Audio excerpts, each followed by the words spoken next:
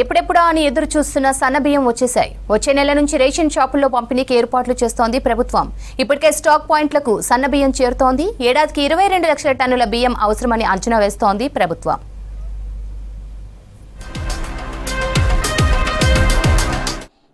Ration షాపుల ద్వారా సన్నబియ్యం పంపిణీ చేసేందుకు జిల్లాల్లో అన్ని ఏర్పాట్లు చేస్తున్నారు civil supply officers.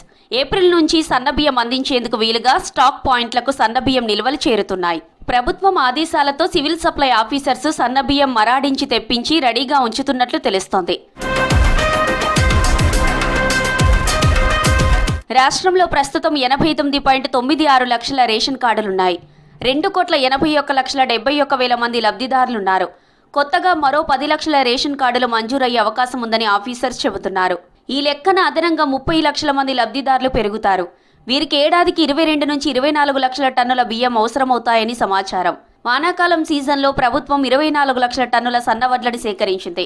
Civil supply శాఖ ఆధ్వర్యంలో వడ్ల మిల్లింగ్ వేగంగా సాగుతోంది. వానాకాలంలో సేకరించిన వడ్ల ద్వారా గరిష్టంగా 15 నుంచి 16 లక్షల టన్నుల సన్నబియ్యం అందుబాటులోకి వచ్చే అవకాశం ఉంది. ఈ ఏడాది చివరికల్లా సన్నబియ్యం తక్కువ పడితే మరో 6 నుంచి 8 లక్షల టన్నుల బియ్యాన్ని యాసంగిలో సేకరించే వడ్ల ద్వారా సమకూర్చుకుంటామని సివిల్ సప్లై ఆఫీసర్స్ చెబుతున్నారు. ఇప్పటిదాకా పంపిణీ చేస్తున్న దొడ్డు బియ్యాన్ని చాలా మంది తినడం లేదు. సుమారు 60% బియ్యం పక్కదారి పడుతున్నాయి. రేషన్ షాపుల దగ్గర వ్యాపారులు దొడ్డు బియ్యాన్ని కొనుగోలు చేసి కోళ్ల దానా, లిక్కర్ తయారీ కోసం తరలిస్తున్నారు. దీంతో సన్న బియ్యానికి డిమాండ్ ఎక్కువ కావడంతో రేట్లు పెరిగిపోయాయి.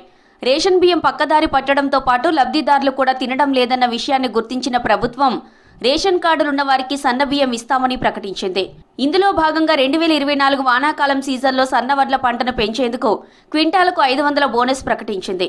సన్నబియ్యం పంపిణీ చేయడం వల్ల దొడ్డు బియ్యం రీసైక్లింగ్ కు అడ్డుకట్ట పడుతుందని ఆఫీసర్స్ భావిస్తున్నారు.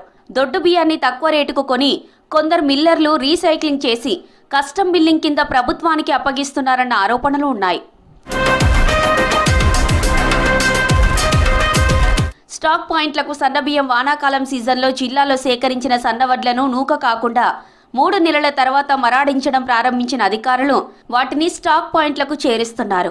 కొన్ని జిల్లాల్లో సరిపడా ధాన్యం దిగుబడులు రాకపోవడం, ఇంకొన్ని జిల్లాల్లో దొడ్డు వడ్లు ఎక్కువగా పండించడంతో ఆయా జిల్లాలకు ఇతర జిల్లాల నుంచి సన్నబియ్యం తెప్పించి నిల్వ చేస్తున్నారు.